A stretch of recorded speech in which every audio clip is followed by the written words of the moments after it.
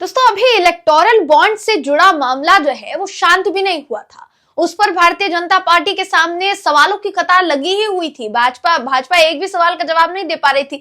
इतने में एक और मामला आधम का है और ये जो पूरा मामला है कहां से सामने आया है? ये मामला सामने आया है दोबारा सुप्रीम कोर्ट से। दरअसल दोस्तों चीफ इलेक्शन कमिश्नर यानी हमारे जो चीफ इलेक्शन सीईसी जो है यानी हमारे देश के चुनाव आयोग के मुख्य निर्वाचन अधिकारी जो हैं राजीव कुमार, वो तो अपने पद पर तैनात है ही, लेकिन बीते दिनों चुनाव आयुक्त के पद पर तैनात, इलेक्शन कमिश्नर के पद पर तैनात अरुण गोयल ने इस्तीफा दे दिया था। जब उन्होंने इस्तीफा दिया तो उनकी जगह तो खाली हुई ही, इससे पहले एक और आयुक्त की जगह खाली हो चुकी थी क्योंकि वो रिटायर हो चुके थे, अनूप सर।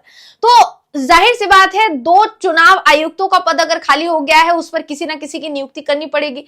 अर्जेंटली हो गया था ये क्योंकि चुनाव तारीखों का ऐलान जल्द होने वाला है, चुनाव जल्द आने वाले हैं, उससे पहले पहले नियुक्ति संभव है, नियुक्ति करनी ही पड़ेगी। तो नियुक्ति जो है वो कर ली गई। अब जो डेटा सामने आया उनके बैकग्राउंड से जुड़ा हुआ, जिनकी नियुक्ति की गई, चौंकाने वाला था। हमने इससे पहले आपको बताया था किनकी नियुक्ति की गई है, क्या सवाल खड़े हो रहे हैं। अब जो खबर है दोस्तों सुप्रीम कोर्ट से सामने आई है और सुप्रीम कोर्ट ने, जी हाँ, सुप्रीम कोर्ट ने नियुक्ति को लेकर दोबारा आगे सुनवाई करने की बात कही है। 21 मार्च को दोबारा इस पर सुनवाई होगी। पूरा मामला क्या है, किसने याचिका दायर की दोस्तों, उस याचिका के जरिए वकील ने क्या कहा, वकील के अलावा सुप्रीम कोर्ट ने क्या कहा नियुक्ति को लेकर, सब कुछ बताऊंगी इस खबर में आपको। आखिर तक इस वीडियो को जरूर देखिएगा। नमस्कार, मेरा नाम है जयंती झा और आप देख रहे हैं दी कंटाप। दोस्तों चुनाव आयुक्तों की नियुक्ति को लेकर मामला गंभीर होता चला जा रहा है। दरअसल ये जो पूरा मामला है सुप्रीम कोर्ट पहुंचा। सुप्रीम कोर्ट ने हालांकि इस पूरे मामले में चुनाव आयुक्तों की नियुक्ति पर रोक लगाने से इनकार कर दिया। सुप्रीम कोर्ट की तरफ से कहा गया कि हमारे पास ऐसे 2 केस इससे पहले भी आ चुके हैं, लेकिन हम कानून पर रोक नहीं लगा सकते हैं। लेकिन एक सवाल जो बहुत गंभीर है जो सुप्रीम कोर्ट ने पूछा वो ये कि जब पूरा मामला सुप्रीम कोर्ट में लंबित था, अभी मामले में सुनवाई के लिए हमने डेट डिसाइड की थी कि 15 मार्च को हम सुनवाई करेंगे, उससे पहले आपने नियुक्ति कैसे कर ली? ये सरकार को जवाब देना पड़ेगा।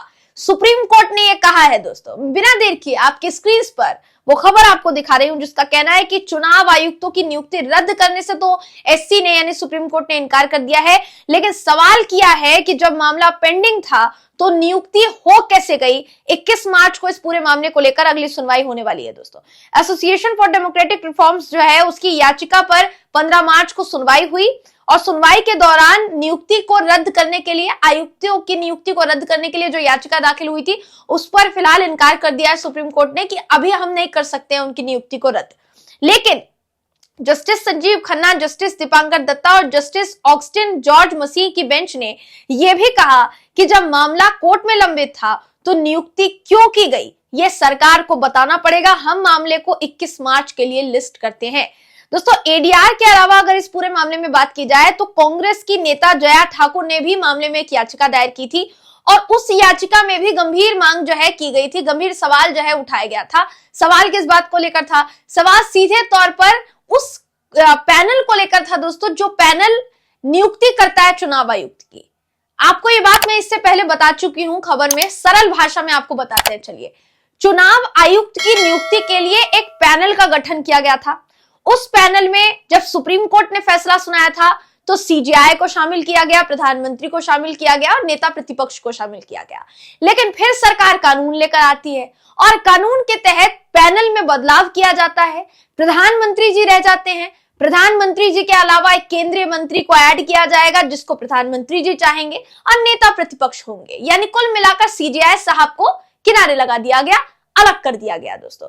इसी पर सवाल उठाया जया ठाकुर ने और उन्होंने देखिए साफ तौर पर कहा कि चुनाव आयुक्तों की नियुक्ति को लेकर जो कानून बनाया गया उसमें चीफ जस्टिस ऑफ इंडिया का होना बहुत जरूरी है, लेकिन उनको चयन समिति से बाहर कर दिया गया। ऐसे में जो प्रक्रिया है अभी ये निष्पक्ष नहीं रह गई है क्योंकि जो नेता प्रतिपक्ष होंगे उनको तो आधी जानकारी दी जाएगी, आधी जानकारी नहीं दी जाएगी।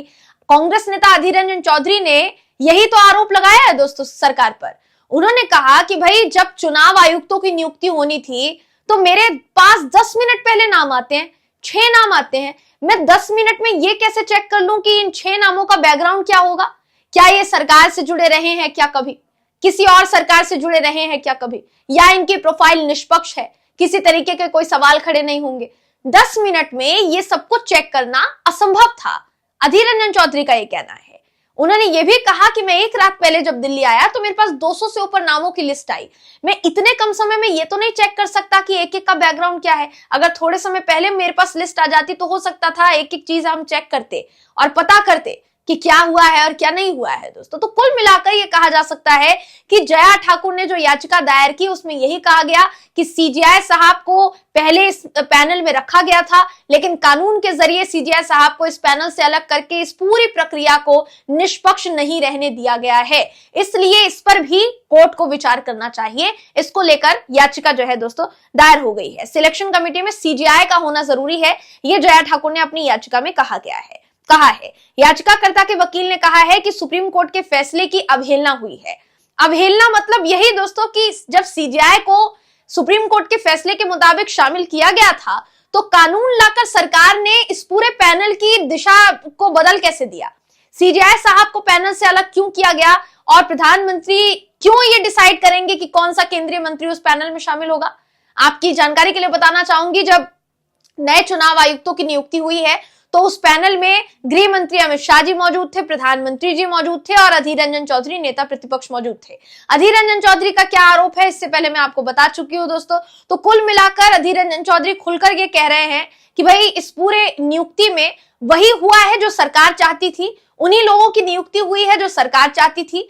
इनमें से अगर बात की जाए दोस्तों ज्ञानेश और एक है संधू, अगर मैं इनकी बात करूं, देखिए ज्ञानेश कुमार है एक और दूसरे हैं सुखबीर संधू।